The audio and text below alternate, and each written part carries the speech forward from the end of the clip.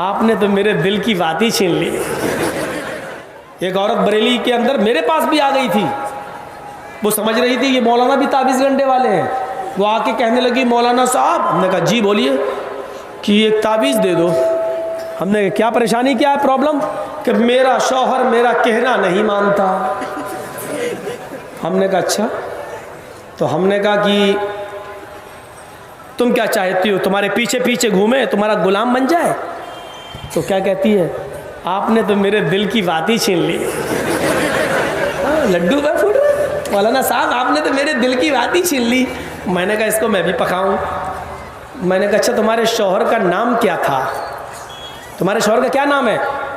कैसा मौलाना है? हमने क्यों, क्या हुआ? अरे नाम, अरे मैं नाम कैसे ले सकती शौहर का? मैंने कहा क्यों, क्या हुआ? ना ना बाबा, नाम लूंगी तो मेरा निकाह टूट जाएगा।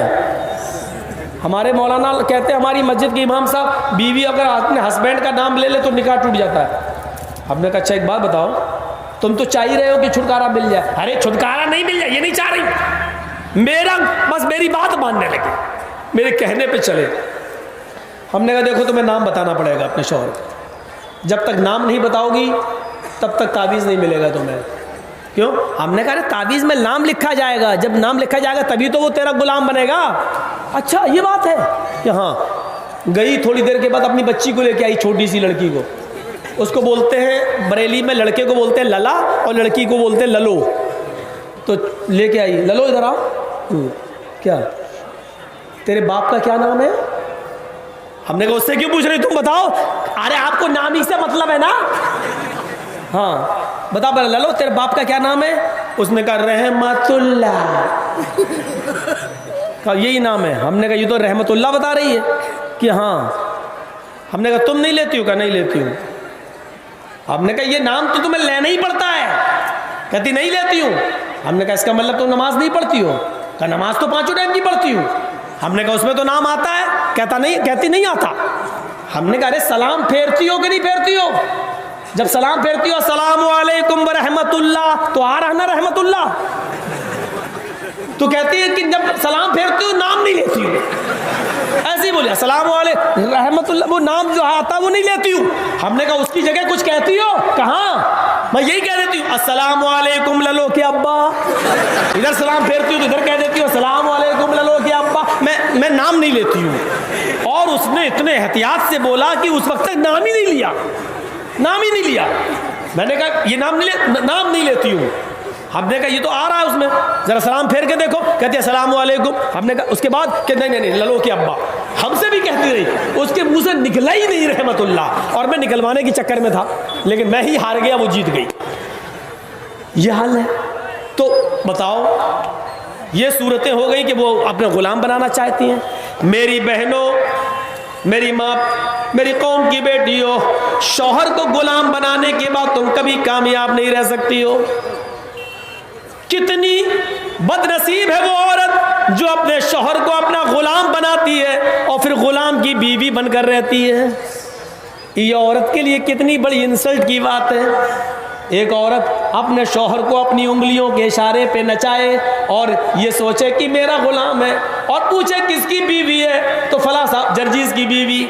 ये ऐसा लग रहा है जैसे ये किसी गुलाम की बीवी अपने शौहर को गुलाम बना के रखती है और फिर गुलाम की बीवी कहलवाती है। तो ये कितनी इंसल्ट की बात है। मेरी बहनों, मेरी कौम की बेटियों, अपने शौहर को राजा बना कर रखो, बादशाह बना कर रखो, और सारे जमाने में राजा की और बादशाह की बीवी कहलवाओ, महारानी कहलवाओ। ये तुम्हारी किस्मत के लिए, ये तुम्हारे लिए बेहतर होगा, बजाय इसके कि गुलाम की बीवी कहलवाओ। राजा और महाराजा की बीवी कहलवाने में तुम्हें फख्र होना चाहिए। मेरा शौहर तो मेरा बादशाह है और मैं उसकी रानी हूँ।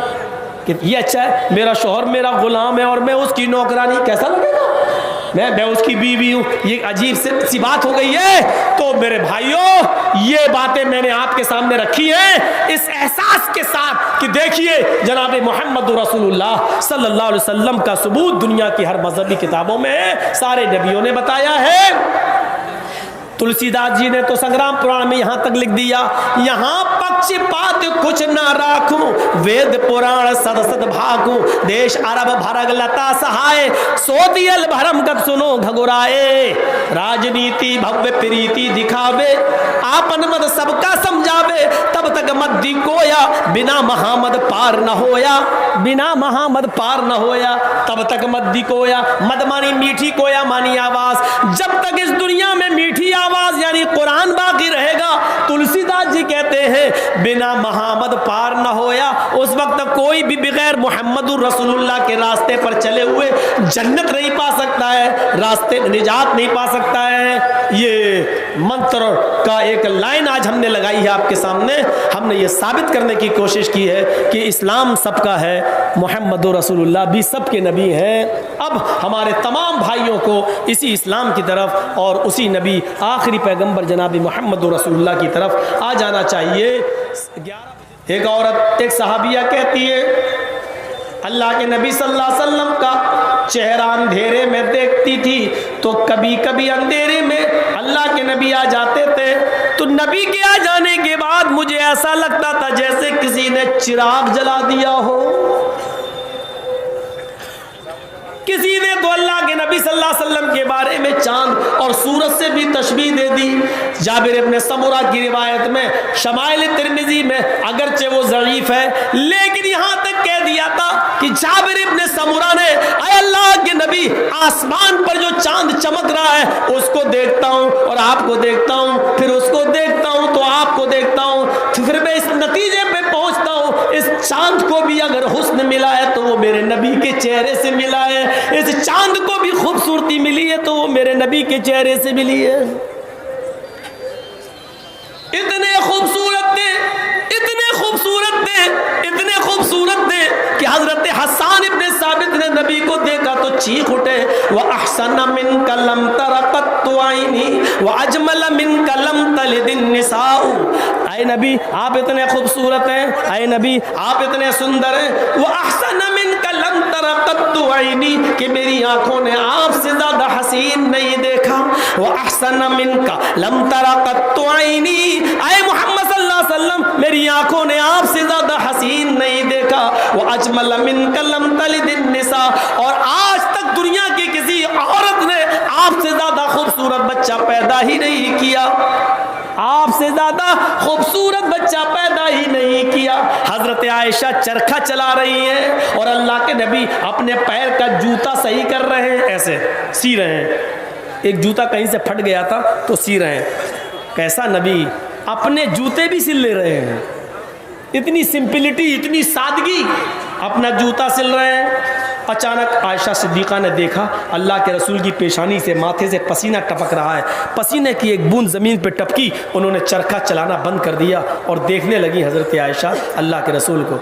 अल्लाह के रसूल ने देखा चरखे की आवाज़ बंद हो गई तो जूता सीते सीते ऐसे देखा, आयशा मुझे देख रही है। कहा क्या हुआ आयशा, ऐसे क्या देख रही हो?